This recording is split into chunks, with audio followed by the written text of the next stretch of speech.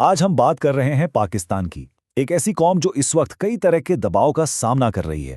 سرحدوں پر خطرات سے لے کر معاشی مشکلات تک، اور کچھ ایسے چیلنجز بھی ہیں جو شاید نظر نہیں آتے۔ آئیے ذرا گہرائی میں جا کر دیکھتے ہیں کہ آخر ہو کیا رہا ہے۔ دیکھیں، یہ تینوں چیزیں، سرحدوں پر ٹینشن، کمزور ہوتی معیشت اور سچ اور جھوٹ کی ایک نئی جنگ، یہ الگ الگ مسئلے نہیں ہیں، بالکل نہیں۔ یہ سب ایک دوسرے سے جڑے ہوئے ہیں۔ جب سرحد پر کچھ ہوتا ہے تو اس کا اثر سیدھا معیشت پر پڑتا ہے، اور جب معاشی حالات خراب ہوتے ہیں تو معاشرے میں بے چینی بڑھ جاتی ہے۔ تو یہ ایک ایسا جال ہے جس سے نکلنا واقعی ایک بڑا چیلنج بن گیا ہے۔ تو سب سے پہلے بات کرتے ہیں اس خطرے کی جو سب سے واضح ہے، جو بالکل سامنے نظر آ رہا ہے، یعنی پاکستان کو اپنی سرحدوں پر جو کچھ درپیش ہے۔ حال ہی میں مشرقی افغانستان میں کچھ حملے ہوئے اور اس نے حالات کو کافی کشیدہ کر دیا ہے۔ طالبان کا الزام ہے کہ ان حملوں میں معصوم جانیں گئیں، جس میں بچے اور خواتین بھی شامل ہیں۔ اب یہ جنگ بندی کی خلاف ورزی تو ہے ہی، لیکن اس سے سفارتی تعلقات میں بھی ایک بہت بڑی دراڑ آ سکتی ہے اور پورے خطے میں عدم استحکام کا خطرہ بڑھ جاتا ہے۔ لیکن یہ خطرہ صرف سرحدوں تک محدود نہیں ہے۔ یہ آگ اب ملک کے اندر بھی پہنچ رہی ہے، جہاں سیکیورٹی فورسز کو ایک بالکل نئے محاذ کا سامنا ہے۔ پشاور میں فیڈرل کانسٹیبلری ہیڈ کوارٹر پر جو حملہ ہوا، وہ اس بات کی ایک تلخ یاد دہانی ہے کہ ملک کے اندر بھی خطرات کتنے گہرے ہیں۔ ظاہر ہے ایسے حملے سیکیورٹی اداروں کے حوصلے پست نہیں کر سکتے، لیکن یہ ایک مسلسل چیلنج ہے جس سے نپٹنا پڑ رہا ہے۔ اچھا، اب تشدد اور سیکیورٹی سے ہٹ کر اس دباؤ کی طرف آتے ہیں جو شاید ہر وقت نظر نہیں آتا، لیکن ملک کی بنیادوں کو کمزور کر رہا ہے۔ جی ہاں، ہم بات کر رہے ہیں معاشی دباؤ کی۔ 6%۔ ذرا اس نمبر پر غور کیجیے۔ آئی ایم ایف کی ایک حالیہ رپورٹ کہتی ہے کہ پاکستان ہر سال اپنی جی ڈی پی کا 6% کھو دیتا ہے۔ یہ صرف ایک آنکڑا نہیں ہے، یہ وہ پیسہ ہے جو ہماری سڑکوں، اسکولوں اور اسپتالوں پر لگ سکتا تھا۔ تو سوال یہ ہے کہ یہ پیسہ جاتا کہاں ہے؟ اس کی ایک بڑی وجہ ہے ایلیٹ کیپچر۔ اس کو یوں سمجھیں کہ ملک کے وسائل ایک بڑے کیک کی طرح ہیں، اور چند طاقتور لوگ اس کے بڑے بڑے ٹکڑے اپنے لیے کاٹ لیتے ہیں، جبکہ عوام کی اکثریت کے حصے میں بہت تھوڑا آتا ہے۔ اور یہ 6% کتنا بڑا نقصان ہے، اس کا اندازہ اس چارٹ سے لگائیے۔ یہ رقم ہمارے صحت اور تعلیم کے پورے بجٹ سے بھی کہیں زیادہ ہے۔ ذرا سوچئے، اگر یہ پیسہ صحیح جگہ استعمال ہوتا تو ملک کی حالت کیا ہوتی؟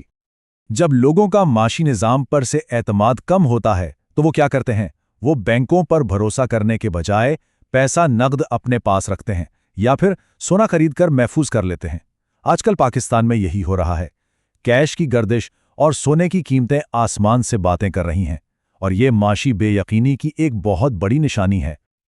لیکن ان تمام چیلنجز کے بیچ ایسا نہیں ہے کہ کوشش نہیں ہو رہی۔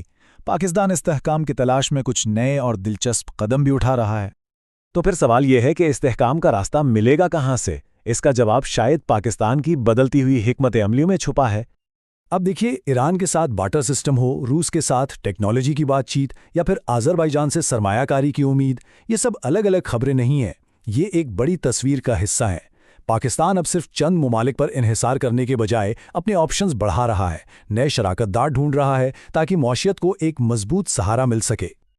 اور یہ تبدیلی صرف معیشت یا سفارتکاری تک ہی نہیں، یہ کھیلوں کی دنیا میں بھی نظر آ رہی ہے۔ کوچ سلمان بٹ پر لگی پابندی کا غیر آئینی قرار دے کر ہٹایا جانا، یہ بھی شاید اس بات کا اشارہ ہے کہ اب پرانے طریقوں اور فیصلوں پر نظر ثانی کی جا رہی ہے۔ لیکن کچھ خطرات ایسے ہیں جو آج شاید اتنے بڑے نہ لگیں، لیکن مستقبل میں بہت بڑے چیلنجز بن کر سامنے آ سکتے ہیں، اور ان کے لیے ہمیں ابھی سے تیار رہنا ہوگا۔ آج کا دور انفارمیشن کا دور ہے، لیکن ساتھ ہی ڈس انفارمیشن یعنی غلط معلومات کا بھی۔ حال ہی میں ایک ویڈیو وائرل ہوئی، جسم کسی اور کا، چہرہ کسی اور کا، اور ہزاروں لوگ اسے سچ مان بیٹھے۔ یہ ہے ڈیپ فیک ٹیکنالوجی کی طاقت اور اس کا خطرہ۔ یہ ڈیپ فیک ٹیکنالوجی اتنی خطرناک ہے کہ اس سے کوئی بھی ایسی جعلی ویڈیو بنا سکتا ہے جو بالکل اصلی لگے۔ ذرا سوچئے، جب ہم کسی بھی دیکھی یا سنی ہوئی چیز پر یقین نہیں کر پائیں گے تو معاشرے کا کیا بنے گا؟ اعتماد ختم ہو جائے گا، اور یہ ایک بہت بڑا خطرہ ہے۔ اچھا، اب ڈیجیٹل دنیا سے نکل کر ایک بہت ہی حقیقی اور بنیادی مسئلے کی طرف آتے ہیں، پانی۔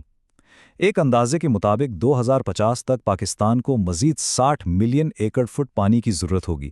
یہ ایک بہت بڑی مقدار ہے۔ یہ چارٹ ہمیں دکھاتا ہے کہ ہم کتنے بڑے بحران کی طرف جا رہے ہیں۔ ہمارے پاس پانی ذخیرہ کرنے کی جو موجودہ صلاحیت ہے اور مستقبل میں ہمیں جتنی ضرورت ہوگی، اس میں زمین آسمان کا فرق ہے۔ اگر ہم نے ابھی سے اس پر کام نہ کیا تو مستقبل بہت مشکل ہو سکتا ہے۔ اور آخر میں ایک ایسا خطرہ جسے ہم ہر روز اپنی سانسوں میں محسوس کرتے ہیں: فضائی آلودگی۔ لاہور ہو، کراچی ہو یا اسلام آباد، ہمارے بڑے شہروں کی ہوا اتنی آلودہ ہو چکی ہے کہ وہ ہماری صحت کے لیے ایک مسلسل خطرہ بن گئی ہے۔ تو جب ہم ان تمام دباؤ کو، سیکیورٹی، معیشت اور ماحولیات، سب کو ایک ساتھ ملا کر دیکھتے ہیں تو ایک بہت ہی پیچیدہ تصویر سامنے آتی ہے۔ تو یوں سمجھیں کہ پاکستان ایک رسی پر چل رہا ہے۔ ایک طرف فوری خطرات ہیں جیسے سیکیورٹی کا مسائل، دوسری طرف معاشی اور سفارتی چیلنجز ہیں، اور ان سب کے اوپر مستقبل کے بڑے بحران جیسے پانی کی کمی اور ماحولیاتی آلودگی۔ سب سے مشکل بات یہ ہے کہ ان سب سے ایک ہی وقت میں نمٹنا ہے۔